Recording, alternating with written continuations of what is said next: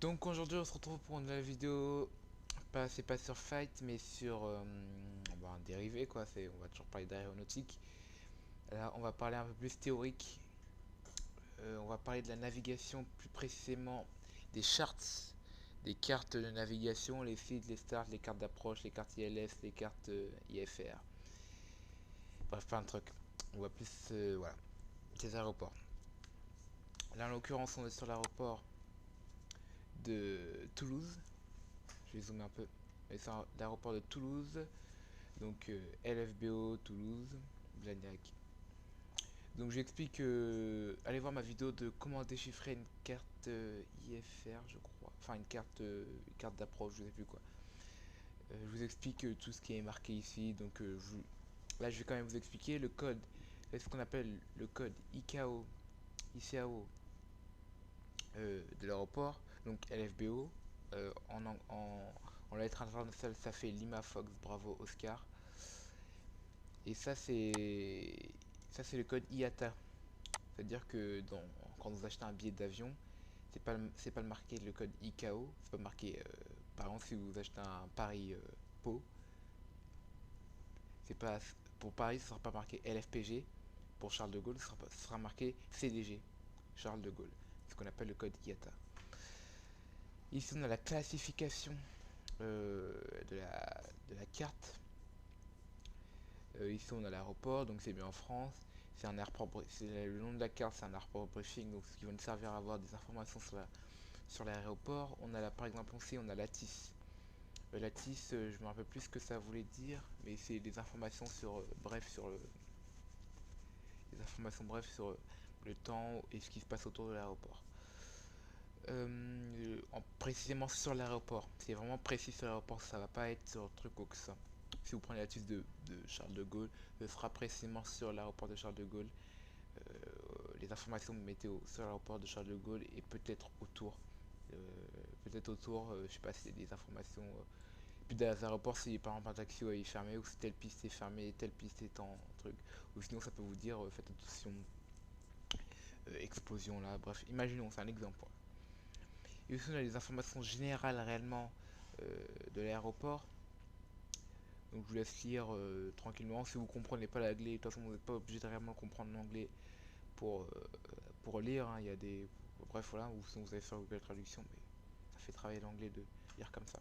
Puis vous allez comprendre, c'est de l'anglais aéronautique, donc tout se répète. Enfin là, c'est plus trop l'anglais aéronautique, c'est plus. Ouais, c'est de la vraie anglais. C'est du vrai anglais là, du texte. Donc voilà. Pareil ici. Donc voilà. Donc pareil ici. Là, on a une carte en gros de Toulouse, il y a un peu plus loin. On a des reliefs, bref, voilà. Là, on a des stars. Standard Arrival. Ouais, Standard Arrival. Je crois que c'est Standard Terminal Arrival. Voilà.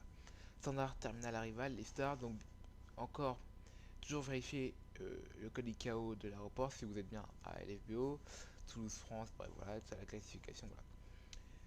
Imaginons qu'on prenne cette star là. Donc, on a la TIS, la fréquence de la TIS 123,12. Donc le point, la virgule, ça dit décimale. On dit décimale pour pas inverser la compte. Si un contrôleur aérien il vous dit euh, contact Paris-Charles de Gaulle au 123 décimale 40, bah c'est 123 décimale 12. Au lieu qu'ils vous disent, au lieu que ça, pour pas que, faut que chaque code, faut pas qu'on perde du temps à confondre des codes avec des autres. Voilà. On a l'élévation de l'aéroport qui est de 499 pieds, c'est peu. Hein. Donc la pression atmosphérique qui est en hectopascal, le transition level qui va être donné par la tour de contrôle. Euh, Souvent on peut voir ici, hein, souvent c'est marqué, non c'est pas marqué ici. Mais ça dépend de la tour de contrôle quoi. Si vous dit quand vous montez dans votre avion et que vous demandez vous êtes prêt à partir et que par exemple vous dit Air France 789 imaginons que vous êtes au gate, enfin si vous regardez mes vidéos, je vous donne votre transpondeur et puis vous dit décoller, décoller piste 08, imaginons 8 gauche, et maintenez 5000 pieds. Et bah c'est ce qu'on appelle le trans level. C'est l'altitude que le contrôle aérien va définir. La transition altitude, c'est un peu pas complexe à comprendre. La transition altitude, c'est simple. En l'occurrence, là, ici, la transition altitude, la trans altitude, c'est de 5000 pieds. En dessous de 5000 pieds, on va dire, en dessous de 5000 pieds, on va dire, oui, je vole à 4000 pieds, je vole à 3000 pieds, je vole à 3500 pieds. Au-dessus de 5000 pieds, on va plus parler de je vole à 4000 ça, mais on va parler de niveau. Par exemple, imaginons que la transition altitude là, c'est bien 5000 pieds. Si je vole à 6000 pieds, je vais pas dire 6000 pieds, mais je vais dire je vole au niveau 60, ou pour être plus précis, 0,60. C'est comme ça. Chaque transition d'altitude est différente chaque aéroport, mais globalement c'est toujours la même. C'est toujours 5000 pieds, 4000 pieds, 6000 pieds, au maximum 10 000 pieds. Et voilà, 11 000 pieds. Là, ici on a notre MSA, altitude minimale de sécurité à respecter dans ce rayon, qui a été calculé autour du vol du VOR-TOO. Donc Tango Oscar. Le U c'est quoi? C'est uniforme. Non, je sais plus si c'est uniforme ou. Non, je pense pas que ce soit uniforme. Bref, donc le VOR-TOO, donc de Toulouse, donc je vous invite à aller voir mes premières vidéos où je faisais la préparation de vol avec en vidéo. Donc voilà, le VOR-TOO. Donc la MSA a été calculée autour du vent du tout. Je vous invite aussi à aller voir mes vidéos précédentes où je fais aussi des. Bon, bref, voilà, c'est pas intéressant. Donc autour du VOR-TOO, ça nous indique bien que c'est marqué autour du VOR-TOO. Donc là on a un petit repère, donc au point A 2500 pieds. Qu'est-ce que ça veut dire? Imaginons que je sais pas, déjà je vais commencer par chercher le point A. Le point 1 je veux dire. Le point 1, le point 1, le point 1, souvent il faut bien les chercher pour les.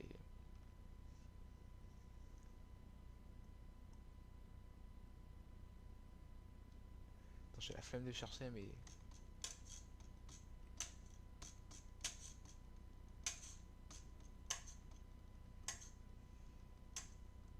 Bon, bref, je trouve pas le point A mais c'est pas grave. Donc on nous dit qu'au point 1, on doit être à 10 nautiques, on doit être à 2500 pieds. Voilà.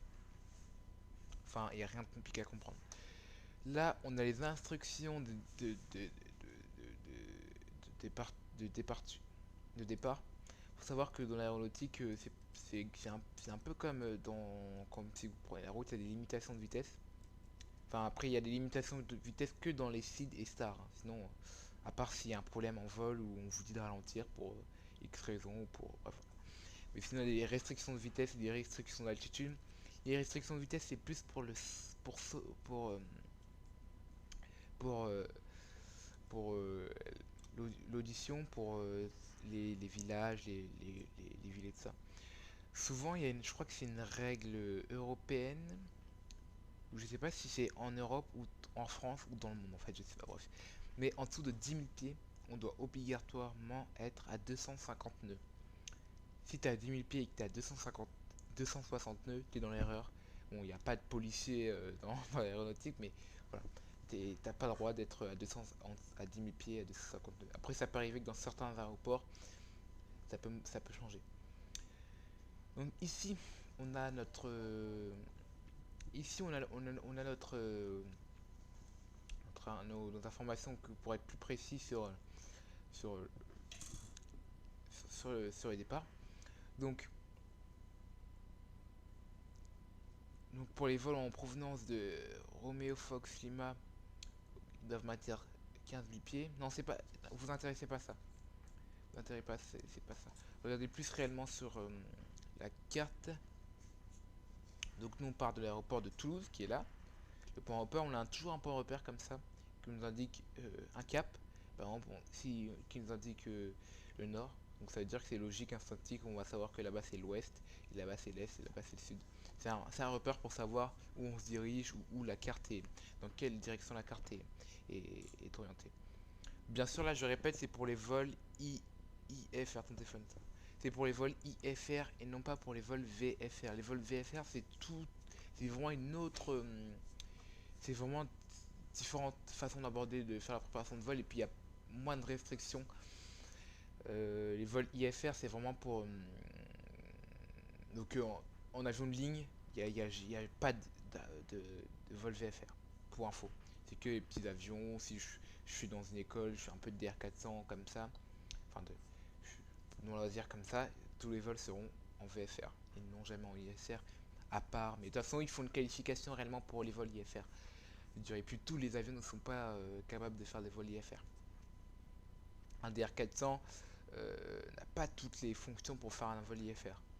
Bon, je ne me connais pas trop bien en avion, en petit avion. Hein. Je n'aimerais pas dire de bêtises, mais je sais qu'un par exemple un DR400 ou un Cessna, mon Cessna c'est un Cessna 172 par exemple, n'a pas du tout les qualifications pour faire un vol IFR.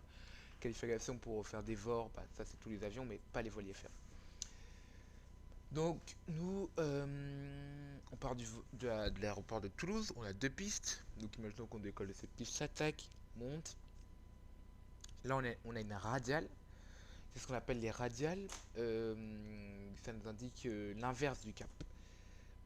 Euh, imaginons que je vais au cap. Imaginons que je vais au cap 390.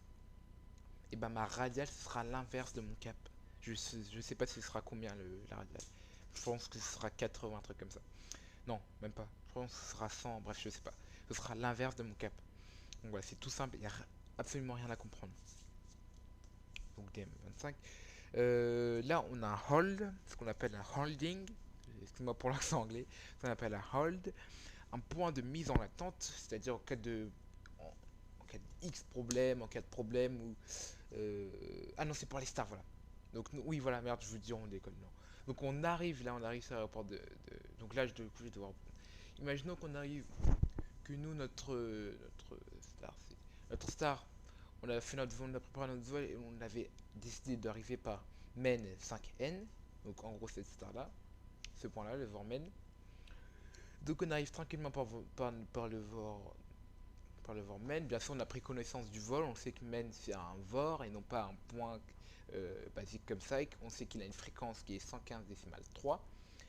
Tout ça, c'est vraiment important à réellement savoir sur votre vol, que tout ça, vraiment les fréquences des VOR, quoi que ça, c'est vraiment très important à savoir. C'est pour ça que on prend beaucoup de temps à faire la préparation de vol, que ce soit pour la météo, pour la navigation, pour les masses et tout ça.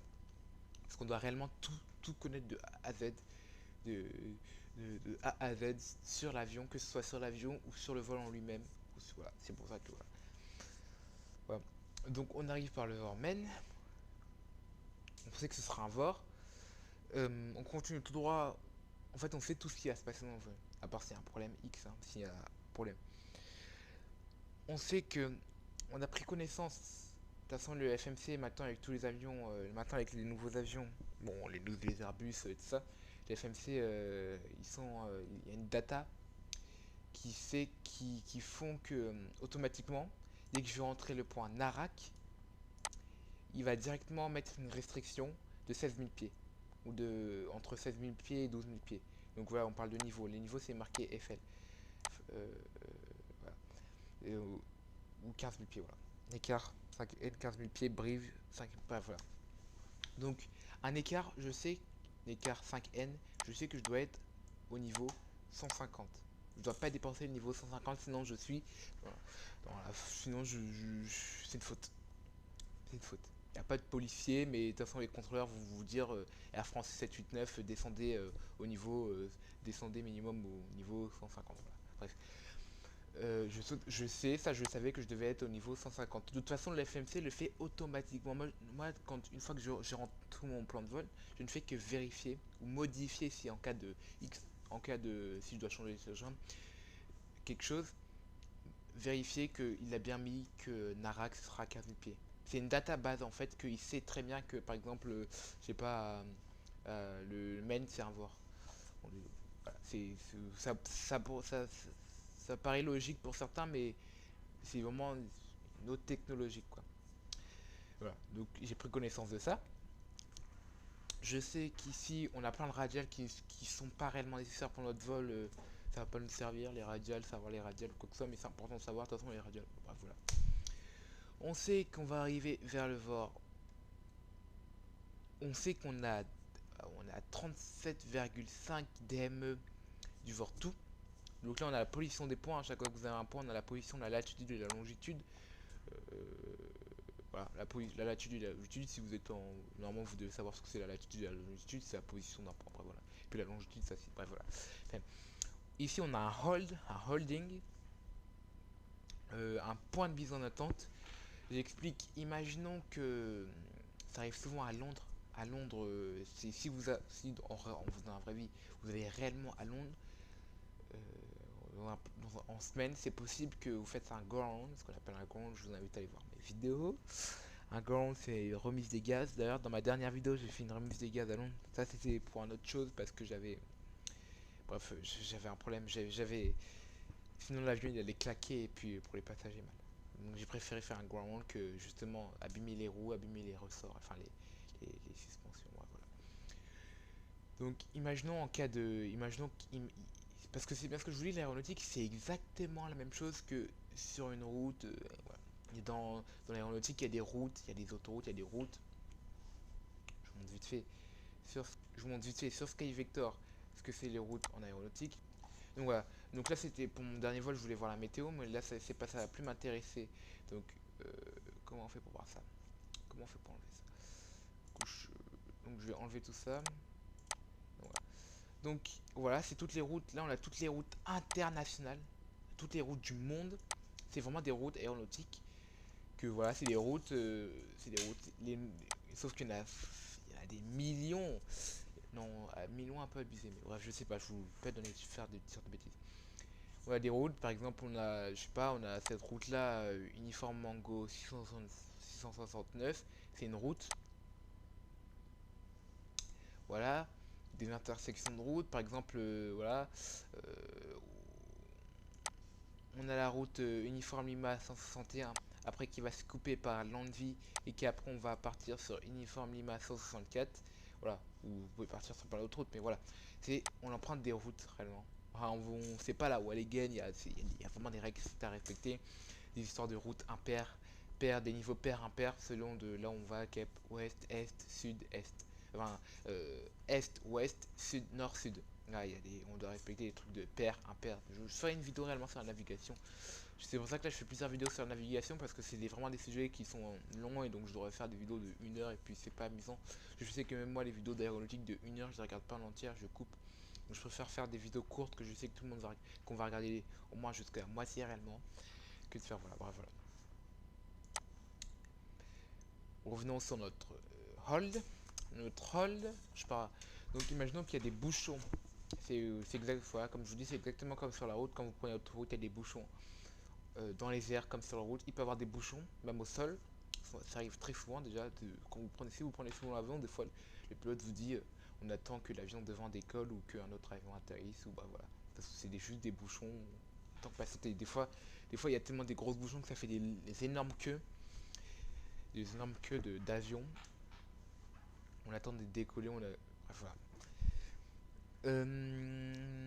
Imaginons que là, en l'occurrence, on a un bouchon dans les airs, c'est-à-dire qu'on a trop de personnes, il y a trop d'avions qui veulent atterrir, on peut pas faire atterrir tout le monde en même temps. On va se mettre sur un point de mise en attente, un hold, ce qu'on appelle. Donc chaque avion sera une altitude. Le contrôleur va dire Air France 789, imaginons que mon vol c'est Air France 789. Mettez-vous en attente au hold, imaginons que je n'ai trop. Au niveau, je sais pas, 150, imaginons. C'est un exemple, hein, mais je pense pas que 150 c'est un peu trop. 150, voilà, imaginons. Autre exemple, imaginons que j'arrive trop chargé sur l'aéroport, que j'ai mal fait mes calculs ou j'ai dû me dérouter. Donc j'arrive beaucoup trop chargé, j'ai beaucoup trop de carburant, donc je peux pas atterrir. Pour les écologistes, ça fait un peu mal à entendre, mais de toute façon ça arrive très rarement. Mais qu'on fasse un hold pour pour gaspiller du fuel. Donc on va tourner sur nous-mêmes, hold, on va faire des tours. Donc à un tel niveau, le contrôleur va nous définir un niveau, on lui explique notre problème qu'on ne peut pas atterrir. Donc on va se mettre en attente sur ce hold pour enlever de l'essence. Pour faire des tours pour gaspiller de l'essence. Ou sinon, au pire des cas, si on est vraiment trop chargé, on en déverse. Mais comme on est sûrement au-dessus des routes et tout ça, on peut pas le faire, on peut plus le faire. Avant on pouvait le faire je crois. Il y a très longtemps on pouvait déverser du. Je crois que c'est. On pouvait je crois dans la mer ou quoi que ce soit, mais voilà, au 21e siècle on fait plus ça. Donc voilà, hold. Et puis là au final, là après il nous reste 10 nautiques et puis voilà, on atterrit. Voilà. J'ai expliqué pour les stars, standard arrival départu, je sais plus ce que veut dire le T. Standard, je sais pas, bref. Ici c'est le point, voilà, bref. Voilà. Après il n'y a rien de compliqué une fois que vous avez compris les bases et puis là je vous explique réellement les bases.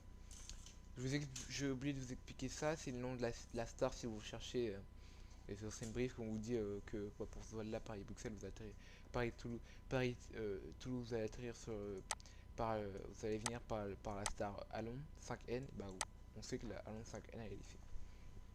Voilà les stars. Pour les stars. Les feeds, c'est exactement le même principe. Exactement le même principe. Sauf qu'en l'occurrence, ça c'est pour le départ. Standard, instrument, départure. Donc un départ aux instruments. C'est pour ça qu'on dit IFR. IFR, VFR. Donc VFR, je sais plus ce que ça veut dire. Ça voulait dire Visual Flight. Bref, voilà. Et IFR, ça veut dire Instrument Flight Rating ou un truc comme ça. Je veux pas dire de bêtises. Voilà, c'est exactement le même principe, sauf qu'on départ et puis un peu plus d'informations. Parce que là, c'est vraiment un départ et c'est pas une arrivée. Donc il y a plus de trucs à prendre en compte. Donc encore là, on vérifie, ben voilà, la tranche altitude 5000 pieds, là, le translevel qui va être décidé par le contrôle aérien, on sait pas. Mais on a ce qu'on appelle une Nissan Clap. Si vous savez pas, si vous avez envie d'anticiper, voilà, souvent les contrôleurs aériens donnent l'initial club, environ à peu près l'initial club, de, initial climb clearance, excusez-moi pour l'accent, qui est au niveau 700. Donc voilà, là on est au-dessus de 5000 pieds, donc on va plus dire 7000 pieds, mais on dit au niveau 70. Pour être plus précis, on dira 0,70 pour pas. Voilà, et puis là on a encore des informations sur les. Voilà. C'est exactement le même principe. Là on a la carte de l'aéroport, ça c'est très très important pour savoir des informations réelles sur l'aéroport, les sites, on a la fréquence à TIS, la seconde. On a l'aéroport en détail, on a ce qui l'entoure l'aéroport à peu près, les routes et tout ça. L'aéroport pour voir les sorties, pour étudier les sorties, pour savoir quelle sortie on envisage de prendre. Par exemple, moi ce soir je vais faire un vol, enfin demain, là on est jeudi, demain bah, je viens de rentrer le cours, demain j'ai cours, bah, ce soir j'ai préparé un vol, et puis je vais finir de le préparer, étudier tout le vol, Seed, Star, météo, dans la cour entre midi et deux comme je mange à la cantine. Donc voilà, et puis je vais calculer certains trucs, assez centrage. Ça va être juste, mais voilà, il faut être rapide et puis il faut être efficace. Encore là, on a les gates et puis voilà. Là, on a les cartes IFR, si je me trompe pas. Putain, pourquoi j'oublie les noms comme ça? Classification encore, là, c'est pour le type de carte. Donc là, en l'occurrence, c'est une carte ILS de la piste pour la piste 014, gauche, donc left. N'ayez pas peur de l'anglais, c'est de l'anglais aéronautique, donc ça se répète réellement, c'est toujours la même chose qu'on dit, c'est-à-dire que voilà, c'est toujours la même chose. Il y a pas dans l'aéronautique, c'est vraiment pas compliqué l'anglais. C'est toujours vraiment la même chose, la même chose, la même chose, la même chose. Après, ça se complique réellement pour apprendre les consignes ou si pour le contrôle aérien. Dans Fight, c'est en anglais, mais c'est comme c'est toujours la même chose, tu sais au bout d'un moment. Je vous invite à aller voir la vidéo sur les cartes CFR. Voilà, sur les cartes comme ça de genre. Donc on a fini pour cette vidéo là. Je vais faire le plus de coupures. On a déjà 24 minutes de vidéo. C'est assez long, mais voilà. Donc il n'y a pas beaucoup de coupures à faire, mis à part quand voilà. Donc j'espère que la vidéo vous a plu. N'hésitez pas à liker, à commenter, à partager, à vous abonner. Et il y a des vidéos, on a 320. Il y a beaucoup de vidéos, on a 320. Donc voilà, toutes les vidéos pour l'instant sont dans le 320. Je m'excuse, mais enfin, je vais essayer de reprendre le Boeing 637 tout doucement. Mais le problème avec le PMDG, sauf qu'il bug et puis il est pas fiable en fait. Si tu fais un vol, tu sais, des fois il y a un problème. Je crois que je sais pas. il y a un problème. Alors que l'aérosoft en plus il a beaucoup de fonctions, c'est ça que j'aime bien. Puis il faut que j'imprime mes checklists et puis voilà.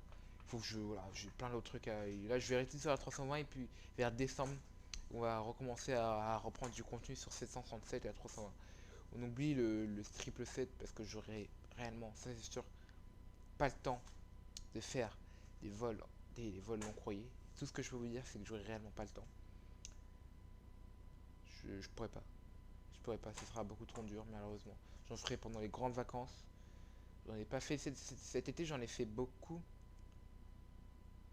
Cet été, j'en ai fait assez beaucoup quand même. Parce que j'ai eu le confinement, donc j'ai augmenté mes heures. Je suis à 950 heures de vol. Je suis à 950 heures de vol sur flight. Donc j'ai fait beaucoup de vols. Je faisais des paris lorsqu'on dit bon, je vous explique. Bref, là, c'était pas le sujet de la vidéo. Donc abonnez-vous et surtout likez.